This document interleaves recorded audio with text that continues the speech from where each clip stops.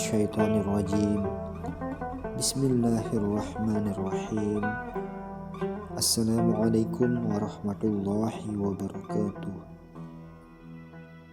Allahumma salli ala sayyidina Muhammadin abdika wa rasulika nabiyil ummi wa ala alihi wa sahbihi wa sallim. Rabbi israh li sadri wa yassir li amri wahlul 'uqdatam min lisani yafqahu qawli.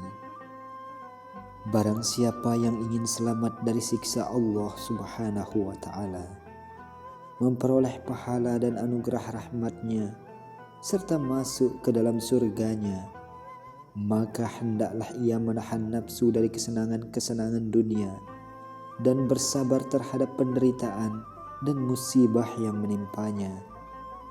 Wallahu yuhibbus sabirin. Allah menyukai orang-orang yang sabar. Quran Surat Al-Imran ayat 146. Sabar ada 3 kategori, yaitu yang pertama, sabar dalam menjalankan ketaatan kepada Allah Subhanahu wa ta'ala. Kedua, sabar dalam menjauhi larangan-larangan Allah Subhanahu wa ta'ala. Dan yang ketiga, sabar terhadap musibah. Orang yang sabar dalam menjalankan ketaatan dan kebaktian kepada Allah Subhanahu wa ta'ala, maka besok pada hari kiamat Allah memberikan kepadanya 300 derajat di surga. Jarak dari setiap derajat seluas antara langit dan bumi. Orang yang bersabar dalam menjauhi dan meninggalkan larangan-larangan Allah Subhanahu wa ta'ala, maka besok pada hari kiamat Allah Subhanahu wa ta'ala akan memberikan kepadanya 600 derajat. Jarak dari setiap derajat seluas antara langit ke-7, yakni langit yang tertinggi, dan bumi yang ke-7, yakni bumi yang terbawah. Sedangkan bagi orang yang bersabar dalam menghadapi musibah, maka Allah Subhanahu wa ta'ala akan memberikan kepadanya 100 derajat di surga. Jarak antara setiap derajat seluas antara ars dan bumi.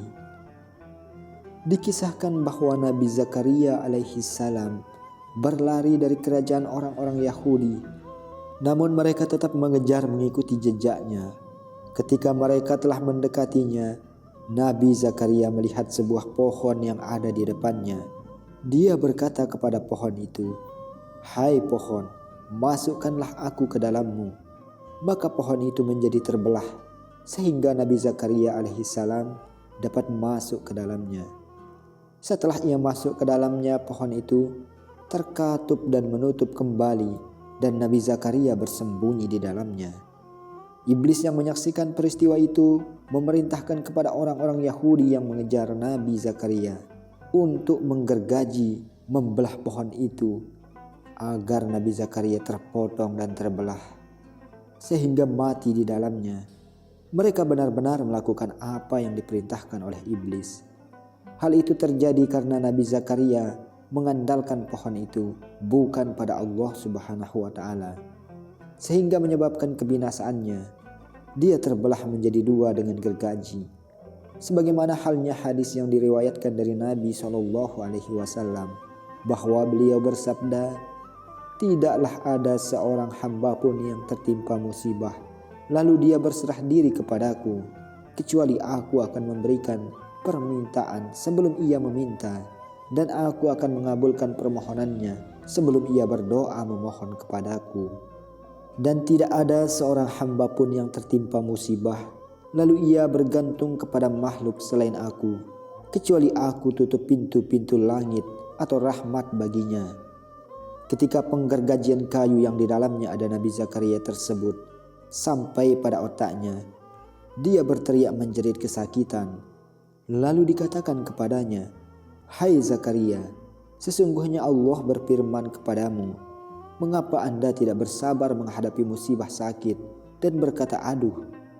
Seandainya Anda mengatakannya sekali lagi, maka aku akan mengeluarkan namamu dari daftar para nabi." Maka Nabi Zakaria menggigit bibirnya, bersabar menahan rasa sakit hingga mereka benar-benar membelahnya menjadi 2. Oleh sebab itu, bagi orang-orang yang berakal, wajib bersabar dalam menghadapi musibah dan tidak mengadukannya kepada sesama manusia, agar dia selamat dari azab dunia dan akhirat. Karena musibah atau ujian yang paling berat adalah yang ditimpakan kepada para nabi dan wali atau kekasihnya. Junaid al-Baghdadi berkata, musibah atau bala merupakan pelita atau penerang bagi orang-orang yang arif, menggeliatkan kebangkitan bagi orang-orang yang menghendaki keridhaan Allah. Ia merupakan kebaikan bagi orang-orang yang beriman dan kebinasaan bagi orang-orang yang lengah. Tak seorang pun yang dapat merasakan manisnya keimanan sehingga ia ditimpa musibah lalu ia ridho dan bersabar.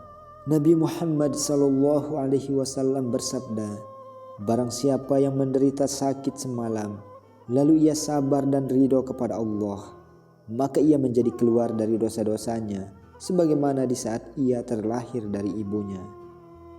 Maka ketika Anda sakit, hendaklah kiranya bersabar, tidak terlalu mengharapkan kesembuhan. Ad-Daha berkata, barang siapa yang tidak diuji dengan suatu musibah, kesulitan atau bala selama 40 hari, maka tidak ada suatu kebaikan pun baginya di sisi Allah Subhanahu wa taala. Di dalam hadis lain juga disebutkan dari Nabi SAW, ketika seseorang hamba sakit, Allah mengutus 2 malaikat kepadanya seraya berfirman, lihatlah apa yang diucapkan hambaku. Kalau dia berkata alhamdulillah, maka ucapan itu dilaporkan kepada Allah Subhanahu wa taala, sedangkan dia sesungguhnya maha mengetahui.